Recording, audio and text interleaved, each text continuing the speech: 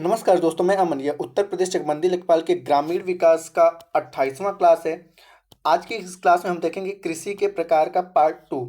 Part one में हमने देखा था कृषि किसे कहते हैं। जैसे आपको बताया गया था कि भूमि पर की जाने वाली वो समस्त प्रक्रियाएं जो फसल उत्पादन और पशुपालन के लिए आवश्यक हैं, उन्हीं कला और विज्ञान को हम क्या कहते हैं, कृषि या खेती कहते हैं। उसमें हम लोगों ने कुछ मूल रूप से कृषि के प्रकार देखे थे और उनके जिसमें हम लोग देखे थे खास करके कि झूम खेती किसे कहते हैं, गहन कृषि किसे कहते हैं, आदिम निर्वाह कृषि किसे कहते हैं, ठीक है, स्थानांतरित किसे कहते हैं, चलवासी कृषि किसे कहते हैं। तो इस प्रकार से उनके अलावा जो आपके कुछ खेती के प्रकार, कृषि के प्रकार छूटे हुए थे, उनको हम पार्ट टू में कवर करेंगे। तो चलिए शुरू करते हैं बिना किसी देरी के। तो यहाँ पे सबसे पहले विशिष्ट खेती, ठीक है। तो यहाँ पर जानते हैं कि विशिष्ट खेती किसे कहते हैं। तो सामान्य रूप से हम जानते हैं कि अपनी भूमि पर किसी विशिष्ट फसल को, किसी एक ही फसल को उगाना, ठीक है, और जिसका मूल काम क्या हो कि हम उससे क्या कर सकें, पैसा कमा सकें, ठीक है।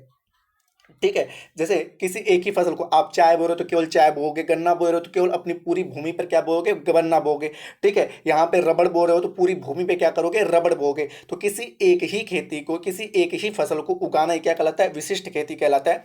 बेसिक तौर पे विशिष्ट खेती के अंतर्गत हम लोग नगदी फसलों को बोते हैं, ठीक है। मैंने आपको बताया था कि नगदी फसल किसे कहते हैं। तो सामान्य रूप से जिसका मूल कारण क्या हो कि इसे हम इसलिए बो रहे हैं क्योंकि इससे हमें पैसा मिल सके, ठीक है। तो उसे हम क्या कहते हैं, नगदी फसल बोते हैं, कहते हैं। तो यहाँ पे विशिष्ट खेती कि किसी एक ही प्रकार की फसल को, ठीक है, केवल पैसे के उद्देश्य से बोया जाना विशिष्ट खेती कहलाता है। जैसे कि यहाँ पे लिखा गया है आपका कि इस प्रकार की खेती के अंतर्गत एक ही फसल या उद्यम का उत्पादन बाजार के लिए किया जाता है तथा किसान अपनी आय के लिए केवल उसी उद्यम पर निर्भर रहता है, जैसे कि चाय, कहवा, गन्ना, रबड़ आदि।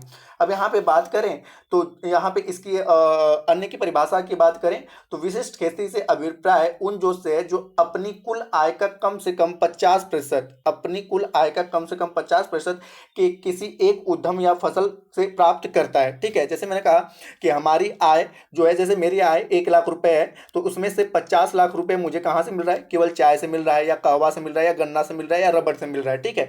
तो इसे हम क्या कहते हैं, विशिष्ट खेती कहते हैं, ठीक है। अगला आपका खेती का प्रकार है बहुप्रकारीय खेती, ठीक है। बहुप्रकारीय खेती, तो यहाँ पे सामान्य रूप से देखते हैं कि हम लोग जिस उत्तर भारत में रहते हैं तो वहाँ पे बेसिक तौर पे विशिष्ट खेती नहीं की जाती है, बहुप्रकारीय खेती की जाती है कि हमारे आय के स्रोत केवल एक ही नहीं है, एक से अधिक है, ठीक है। हम अपने खेत पे, अपनी भूमि पे केवल एक ही फसल, एक ही प्रकार के फसल नहीं बोते हैं, या अपनी आय के लिए किसी एक ही फसल पे हम निर्भर नहीं रहते हैं। हम फसल भी बोते हैं, पशुपालन भी करते हैं और सब्जियां भी बोते हैं। तो जहाँ पर विभिन्न प्रकार के, ठीक है, खेती हो, कृषि की जाए, जैसे उसमें पशुपालन भी की जाए, सब्जियां भी बोएं, ठीक है, चाय भी बोएं, गन्ना भी बोएं, गेहूं भी बोएं और चावल भी बोएं, तो इस प्रकार की खेती को हम क्या कहते हैं, बहुप्रकारीय खेती कहते हैं। जैसे कि यहाँ पे लिखा गया है कि इस प्रकार की खेती से तात्पर्य उन जोत या फर्मों से हैं जिन पर आमदनी के स्रोत कई उद्यमों या फसलों पर निर्भर करते हैं और प्रत्येक उद्यम अथवा फसल से जोत की कुल आमदनी का 50% से कम ही भाग प्राप्त होता है। ऐसी खेती को बहुप्रकारीय खेती कहते हैं। जैसे कि आप सामान्य रूप से समझ सकते हो कि हम अपने इलाके में जिस प्रकार की खेती करते हैं वह क्या है, आपका बहुप्रकारीय खेती है कि उससे हमें अपने आमदनी या आय का 50% से कम ही प्राप्त होता है और उस पर हम विभिन्न प्रकार की फसलों को उगाते हैं। अगला जो खेती का प्रकार है शुष्क खेती। तो शुष्क खेती से सामान्य सा अर्थ है कि जहां पर, ठीक है, वर्षा कम होती हो या जहां पर, ठीक है, नमी कम हो, वहां पर शुष्क खेती की जाती है। तो अगर भारत में बात की जाए तो भारत में किन किन क्षेत्रों में नमी कम रहती है, तो यहाँ पे अगर कुछ राज्यों की बात करें तो जैसे सबसे पहले तो आप सभी को पता है राजस्थान, ठीक है, राजस्थान जहां पे वर्षा कम मात्रा में होती है। और राजस्थान से सटे हुए जो राज्य हैं जैसे पंजाब, पंजाब हो गया, हरियाणा हो गया, पंजाब, हरियाणा, उसके बाद आपका गुजरात आ जाता है और उसके बाद मध्य प्रदेश, ठीक है। ये आपके जो राज्य हैं जहां पर बेसिक तौर पे शुष्क खेती की जाती है क्योंकि यह सभी के सभी राजस्थान से सटे हुए हैं और यहां पर वर्षा कम मात्रा में होती है। अगर अन्य राज्यों की बात करें तो आपने पता है कि आप सुनते होंगे वृष्टि छाया प्रदेश। वृष्टि छाया प्रदेश किसे कहते हैं कि पर्वत का विमुख ढाल, ठीक है, पर्वत का विमुख, ये होता है आपका पर्वत का सम्मुख ढाल जहां पे वर्षा होती है, ये आपका है पर्वत का विमुख ढाल जहां पे वर्षा नहीं होती। तो वृष्टि मतलब क्या होता है, वर्षा। वृष्टि मतलब क्या होता है, वर्षा। तो जहां पर वर्षा का अभाव होता है उसी क्षेत्र को हम क्या कहते हैं, वृष्टि छाया प्रदेश कहते हैं। तो भारत में वृष्टि छाया प्रदेश कहाँ पे है, तो आपका कर्नाटक है, केरल है और कुछ तमिलनाडु के भाग हैं और हल्का फुल्का कुछ आपके महाराष्ट्र के भाग हैं जहां पर वृष्टि छाया प्रदेश है, जहां पे बहुत अधिक मात्रा में वर्षा नहीं होती है। तो उन सारे क्षेत्रों में जैसे कि मैंने कहा कि महाराष्ट्र हो गया, कर्नाटक हो गया, केरला हो गया, ये आपके वृष्टि छाया प्रदेश वाले क्षेत्र जहां पे शुष्क मौसम रहता है। और साथ ही साथ आपके राजस्थान से सटे हुए राज्य जैसे कि पंजाब है, हरियाणा है, मध्य प्रदेश है और गुजरात है, इन सारे क्षेत्रों में ठीक है शुष्क खेती की जाती है। अब यहाँ पे समझते हैं कि शुष्क एवं अर्ध शुष्क भाग जहां औसत वार्षिक वर्षा 75 या 50 सेंटीमीटर से कम होती है, वहां पर की जाने वाली खेती शुष्क खेती कहलाती है। भारत के प्रायद्वीपीय पठार के वृष्टि छाया प्रदेश में शुष्क कृषि की जाती है। पंजाब से लेकर तमिलनाडु तक शुष्क कृषि की एक सतत पेटी है जिसमें पंजाब, हरियाणा, दक्षिण पश्चिम उत्तर प्रदेश, राजस्थान, गुजरात, पश्चिम मध्य प्रदेश, महाराष्ट्र के आंतरिक भाग, कर्नाटक के पठारी भाग, तेलंगाना व रायसीमा तथा तटीय भाग को छोड़कर पूरा आपका तमिलनाडु इसमें शामिल हो जाता है। भारत जैसे देशों में, यहाँ पे अगला लिखा गया है कि भारत जैसे देशों में दाल जो प्रोटीन का महत्वपूर्ण स्रोत है, शुष्क कृषि प्रदेशों में ही लगभग 85% दालों का उत्पादन किया जाता है। अन्य की अगर बात करें तो देश का लगभग 75% तिलहन, 80% मक्का और 95% ज्वार शुष्क कृषि के माध्यम से ही पैदा होता है। तो अब आपको यहाँ पे अच्छे से पता होगा कि ऐसा क्षेत्र जहां पर ठीक है नमी 75 या जहां पे औसत वर्षा 75 या 50 सेंटीमीटर से कम होती है, वहां पर क्या किया जाता है, शुष्क खेती की जाती है। शुष्क खेती किसके लिए महत्वपूर्ण है, तो दाल जो होता है इसको बहुत कम मात्रा में पानी की आवश्यकता होती है। तिलहन हो गया, मक्का हो गया और ज्वार हो गया, इसको बहुत कम मात्रा में पानी की आवश्यकता होती है। तो इन सभी खेतियों को कहाँ पे किया जाता है, इन सभी को शुष्क खेती के अंतर्गत किया जाता है। और शुष्क खेती किन किन राज्यों में किया जाता है, तो मैंने आपको बताया कि पंजाब हो गया, हरियाणा हो गया, मध्य प्रदेश हो गया, गुजरात हो गया, महाराष्ट्र, कर्नाटक, केरल और तमिलनाडु, ये सभी राज्यों में शुष्क खेती की जाती है।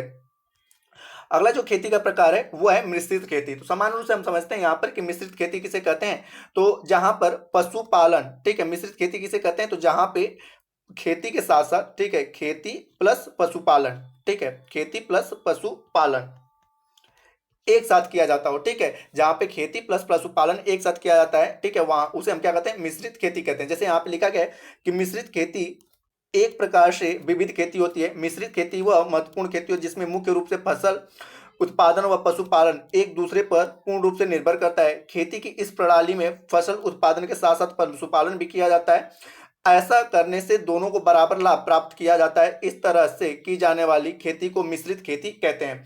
अब यहाँ पे अगर बात की जाए तो इसमें इस प्रकार की खेती के अंतर्गत सहायक उद्यम की कुल आय कम से कम 10% की हिस्सेदारी होती है। इसमें कुल आय का कितने परसेंट हिस्सेदारी होती है, तो 10% की हिस्सेदारी होती है। और सामान्य रूप से इसको समझे कि कोई आपसे पूछे मिश्रित खेती क्या है, तो आप सामान्य रूप से कह सकते हो कि फसल प्लस पशुपालन इज इक्वल टू मिश्रित खेती, ठीक है, फसल प्लस पशुपालन इज इक्वल टू मिश्रित खेती या मिश्रित कृषि, ठीक है, ये आप समान रूप से कह सकते हो। और यहाँ पर उद्यम को कितने प्रतिशत कुल आपका जो होता है कुल आय का कम से कम 10% की हिस्सेदारी इसमें होती है, कि जहाँ पर फसल और पशुपालन एक साथ किया जाता है उसे मिश्रित खेती कहते हैं। और यहाँ पर कुल आय का 10% हिस्सेदारी आपके मिश्रित खेती में होती है। आज की लास्ट जो खेती है उसे हम कहते हैं रैचिंग खेती। सामान्य रूप से आप लोगों ने नाम सुना होगा रैचर, ठीक है, रैचर। रैचर सामान्य रूप से किसे कहा जाता है, तो बेसिक तौर पे आप विदेशों में जो पशुपालन किया जाता है पशुओं को हम क्या कहते हैं, रैचर कहते हैं, ठीक है, पशुओं को रैचर कहते हैं। और आप लोग जैसे मैंने बताया कि पशुपालन भी एक प्रकार की खेती का प्रकार है, ठीक है, तो पशुपालन खेती का प्रकार है। और कई सारे क्षेत्रों में जैसे कि अपने भारत की बात करें तो जम्मू कश्मीर में, ठीक है, जम्मू कश्मीर में लोग क्या करते हैं, पशुपालन बड़े स्तर पर करते हैं। और जिनके पास खेत होता है अपने पूरे फील्ड में क्या करते हैं कि वहां पर घास बो देते हैं, ठीक है, और एक साइड से पशु क्या करते हैं उस घास को खाते हैं, ठीक है, खाते खाते आगे को पहुंचते हैं और दूसरे साइड से पुनः वह घास क्या होता है उगता जाता है। इसमें क्या होता है कि खेती की न जुताई की आवश्यकता होती है, न बुआई की आवश्यकता होती है, न गुड़ाई की आवश्यकता होती है। बस एक बार घास जम गया, एक साइड से पशु इसे खाते जाते हैं और दूसरे साइड से उगता जाता है, ठीक है। तो इसी खेती की प्रणाली को हम क्या कहते हैं, रैचर खेती कहते हैं। जैसे यहाँ पे लिखा गया है कि इस प्रकार की खेती में भूमि की जुताई, बुआई, गुड़ाई आदि नहीं की जाती है और न ही फसलों का उत्पादन किया जाता है, परंतु प्राकृतिक वनस्पतियों पर तमाम प्रकार के पशुओं जैसे भेड़, बकरी इत्यादि को चराया जाता है। इस प्रकार की खेती तिब्बत, ऑस्ट्रेलिया, अमेरिका तथा भारतीय पर्वतीय तथा पठारी क्षेत्र में भेड़ बकरियों को चराने के लिए की जाती है। ऑस्ट्रेलिया में भेड़ बकरी रखने वालों को रैचर की संज्ञा दी जाती है। तो यहाँ पर आप लोग देखेंगे हमारे क्षेत्र में भी आप लोगों ने देखा कई ऐसे फील्ड हैं जो खास करके गांव समाजी जमीन है, ठीक है, या नजूल की जमीन है, जहाँ पर ठीक ठाक, ठीक है, प्राकृतिक वनस्पतियां लगी हुई हैं, वहां पर लोग क्या करते हैं, अपने भेड़ बकरियों को लेकर जाकर चराते हैं। एक साइड से भेड़ बकरियां चरते हैं, दूसरी साइड से घास जमता हुआ आता है, उसमें ना किसी प्रकार की जुताई की जाती है, ना निराई की जाती है, ना गुड़ाई की जाती है, ना किसी प्रकार की फसलों को वहां पर या घासों को बोया जाता है। हाँ, कुछ क्षेत्र ऐसे हैं जहां पर बड़े बड़े खुद के अपने फील्ड होते हैं, वहां पर क्या करते हैं, ऐसे ही बिना जुताई किए घासों को बो देते हैं और वह घास जमता है और वहां पर लोग क्या करते हैं, अपने पशुओं की चराई करते हैं। तो इस प्रकार की खेती को हम क्या कहते हैं, रैचर खेती कहते हैं। और यहाँ पर जैसे मैंने कहा कि ऑस्ट्रेलिया में भेड़ बकरी रखने वालों को क्या कहता है, रैचर की संज्ञा दी जाती है। तो ये आपके रैचर खेती हो गया। यहाँ पे कि भारत में कृषि को प्रभावित करने वाले प्रमुख तीन कारक है। पहला आपका बीज, दूसरा है उर्वरक और तीसरा है कृषि में निवेश। सबसे पहले कि कि आपकी अगर बीज अच्छी नहीं होगी, ठीक है, तो अच्छा उत्पादन नहीं होगा। बीज के साथ साथ आपको क्या करना पड़ेगा, उर्वरक भी ठीक ठाक मात्रा में देना पड़ेगा। और तीसरा है आपका कृषि का निवेश, कि आप किस प्रकार से कृषि में निवेश कर रहे हो। तो अगर आपसे पूछे कि भारतीय कृषि को प्रभावित करने वाले प्रमुख कारक कौन कौन से हैं, तो तीन कारक हैं, एक बीज, दूसरा उर्वरक और तीसरा है कृषि में निवेश। तो आज के लिए इतना ही। अगली जो आपका क्लास 29 होगा उसमें हम देखेंगे भारत में कृषि की प्रणालियां, और इसको भी दो पार्ट में रहेगा, एक पार्ट 1 और पार्ट 2, ठीक है, इससे भी कुल 2 पार्ट होंगे। और यह वीडियो दोस्तों यदि आपको पसंद आया हो तो वीडियो को लाइक करें, कमेंट करें तथा अपने दोस्तों के साथ शेयर करें।